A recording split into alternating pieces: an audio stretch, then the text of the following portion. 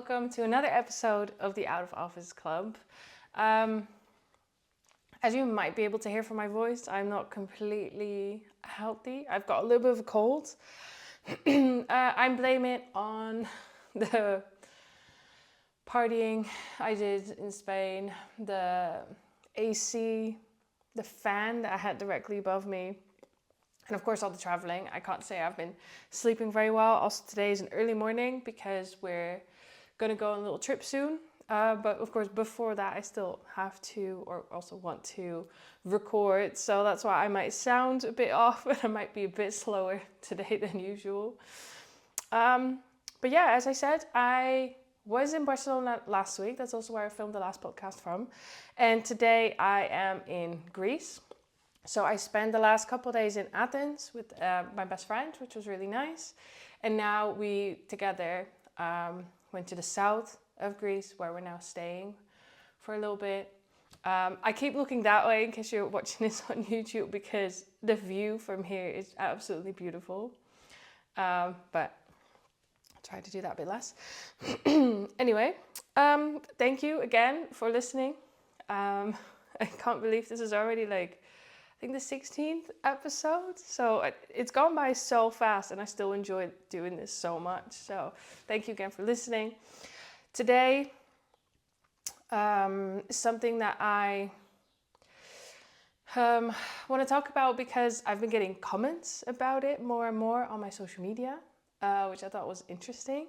And just in general, I want to make sure that people don't have the wrong idea of the digital nomad lifestyle.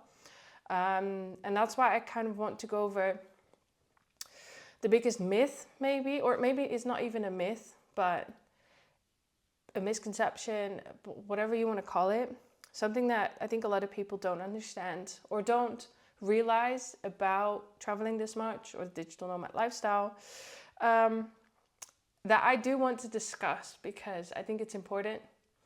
And again, not to ruin this for anyone or to talk negatively about it, because that's not, you all know that I'm the biggest fan of this lifestyle and I absolutely love traveling full time.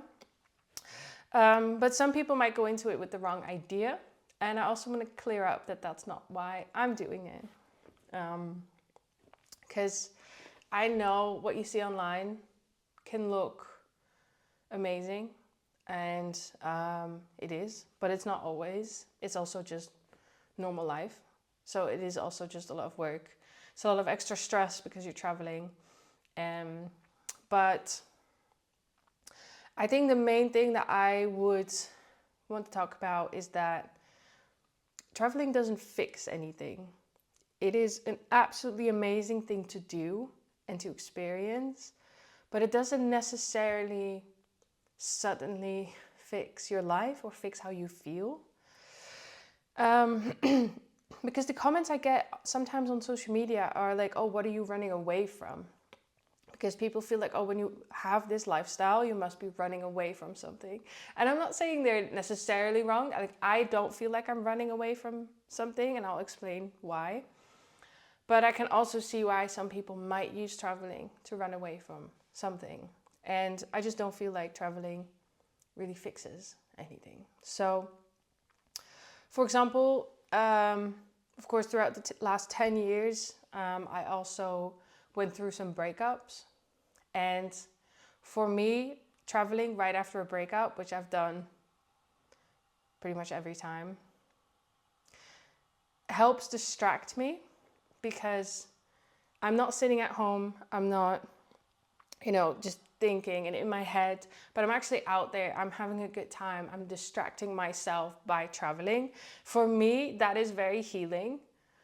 I love that, but of course it does mean that traveling has a bit of this double layer, and you could say I'm running from something, but in the end, traveling then helps me feel better, which is not why I think I'm running away from something. And that's really helped me get over those relationships. But then on the other hand, I've also traveled because I felt miserable.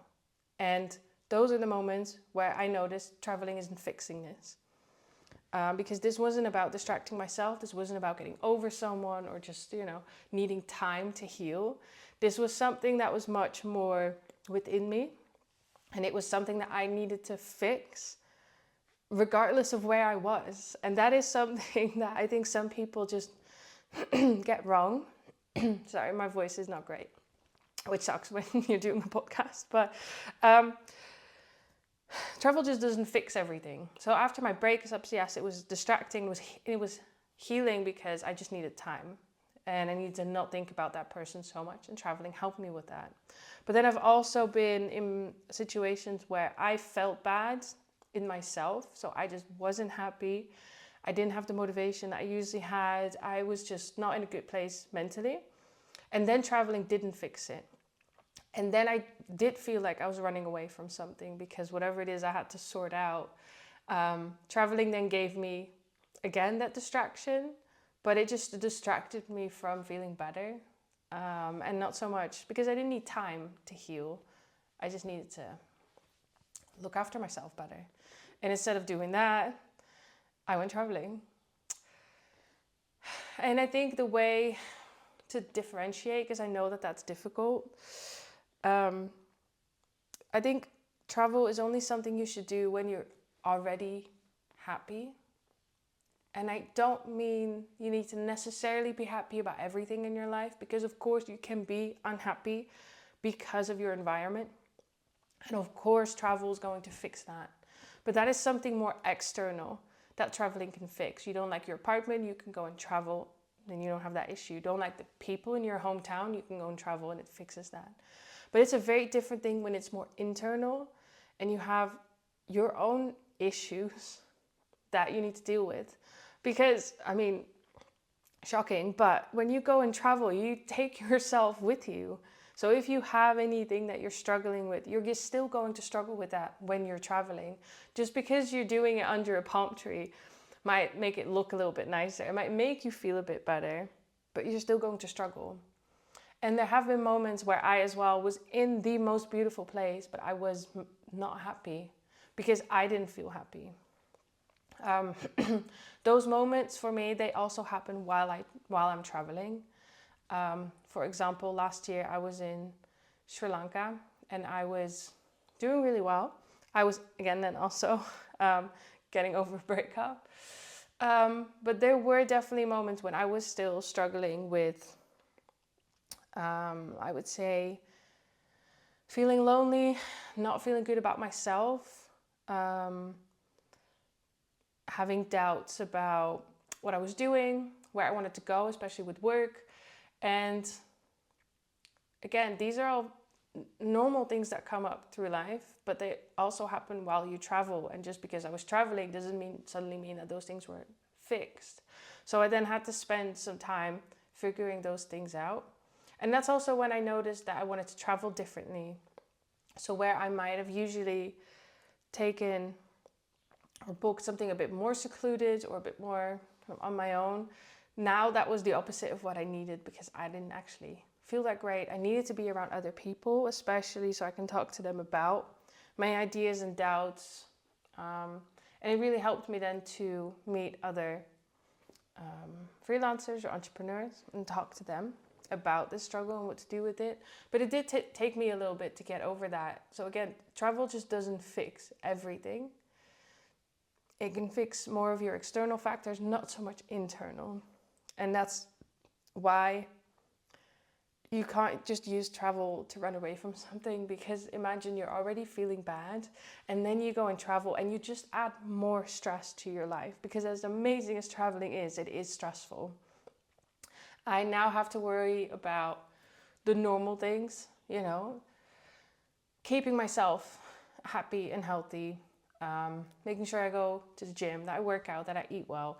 Those things are already harder when you travel because for example, the place I am now doesn't have a gym. So, okay, how am I going to work out? The Wi-Fi isn't always great. There's one area there that's much better, but it's a bit more struggle. Then, of course, you have your finances, visas, making friends. There's just a lot more stress that you add to your life. So if you're not in a good place and you are using traveling to run away, you're not going to feel much better. And then coming home will also be a lot rougher. When you go back home, I think you'll notice everything just comes back. It's very easy to go back to the same lifestyle, back to the same routines, same people. And if that's exactly what you were running away from, you're just going to be kind of sucked back into that life. And that's very tough. And that would make coming home so much harder. And then you keep, I think, going into the cycle of wanting to run away. So actually travel then doesn't necessarily set you free, especially not if you have to go back to that. I think if you change it completely, you come back and you try to change it, or you don't go back at all, then I think it can be very, very helpful to go. Plus, sometimes travel does give you the space and the time that you need to reflect on your life, especially on your life maybe back home, and what you do or don't like about it. I will say the first time I started traveling, I was 18, and I was a bit lost in life and where I wanted to go. So I took a gap year from studies and decided, okay, I'm going to go travel, because that's what I saw a lot around me. And I was like, well, that sounds good. Might as well try it. And that did really help me figure out what I didn't want. So I did realize how miserable I was going to art school. But it didn't help me really figure out what to do then. I think that's maybe this other myth that people talk about a lot that always sounds so inspirational and fun. But no, you don't find yourself when you travel. I think that's the biggest bullshit that's out there. That it's just not true. You don't find yourself through traveling. What you do find is these different versions of yourself, I would say. And you'll find what you're really capable of, what you like, what you are good at. But you don't find yourself. I think that's just such a, cringy thing that people say that sounds inspirational but doesn't mean much. Travel can just give you the space and the time and the distance to realize what you want. And it can be a really, really amazing thing to get back to yourself, to see different versions of yourself. I mean, it really, really helped me gain a lot of confidence. I was never a very confident person. I was very shy. I just struggled with many things. And then I started traveling and I realized how much actually I could do, how easy also it was for me to meet people, to get along with people, to figure out my way on my own, even in the most remote places. And it just gave me a lot of confidence, and I really enjoyed that. And it helped me grow as a person. I didn't find myself. I just realized what I didn't like. And I think some people go and then they take a gap year, or they go and travel to figure out what they want. But I wouldn't put all your hopes on that either, because I can tell you travel is also, again, super fun, also distracting. And it's very hard to think about what you want to do in your life back home when you're in a completely different environment. I had, I think, 5 or 6 months to figure out what I wanted to study, and I still couldn't. I came back, still went back to art school because it's all I knew. Did that for a couple months, quit again because I was like, I really, really dislike this. And then I went traveling again to figure out what I wanted to do. Again, that of course didn't work. So I came back, still had no clue what I wanted to do, because that's just not what you're so focused on. Maybe I just went into it with the wrong mindset maybe, but don't put all your hopes and dreams, I think, on traveling, fixing anything. I think that's the main takeaway. Traveling is an amazing tool, and it in itself, you need to enjoy it. But traveling won't fix your life. It will just give you time and space to do some reflections and to realize what you do or maybe don't want. And that's, I think, also why I still enjoy it so much. But just having these realistic expectations, I think, helps a lot, especially in any future trips, or if you're currently struggling with whatever it is. But yeah, again, I do really enjoy it or recommend it for breakups. My first breakup was at 18. I immediately started traveling. Then I had another breakup a couple years later. And I didn't immediately start traveling, but I had my camper then. So I did some trips with my camper. After another breakup, I went straight to Sri Lanka. So yeah, for that, I highly recommend it. I've even met up with friends when we were both going through a heartbreak, and that was very healing to do that together while traveling. So yeah, just be maybe aware of that. You know, your daily life or your life back home is still there. Travel can fix a lot of external factors in your life, not so much your internal ones. So before you go and travel, try and figure out how actually you're feeling and if you are running away from something. I don't really have anywhere else to go. I don't have a home. So for me, it never feels like I'm running away from something. I just don't really want a base right now. Mainly maybe because I wouldn't know where that would be. But even when traveling full-time, things come up that travel are not going to fix. If I don't feel well, it doesn't matter where I am in the world, I will not feel well. And I think that's the way to look at it. It will help for a little bit because it is, of course, exciting and you're in a new, beautiful place. But it won't really help you that much or fix anything. And I think that's a good thing to know. Anyway, I think that's a bit of a shorter episode for today, just because, well, I'm also tired and I need to go. So maybe just bad timing again for my part. I don't know. Thank you anyway for anyone also who responded and follows me on social media. I really, really enjoy seeing all your questions and comments there as well, whether it's good or bad, I don't really care. It gives me really good insights into what people think of this lifestyle, what their hesitations are. I mean, even the bad comments when people say that I've got all these issues and I'm running away from something, it's good inspiration, I think. So if you don't yet, please follow me there, especially on Instagram. It's where I post the most. I keep everyone kind of updated there on my travels. You'll see maybe next week or the week after a lot more about this space. So if you're curious, follow along. Sorry, my throat is awful. And then I hope to see you again next week.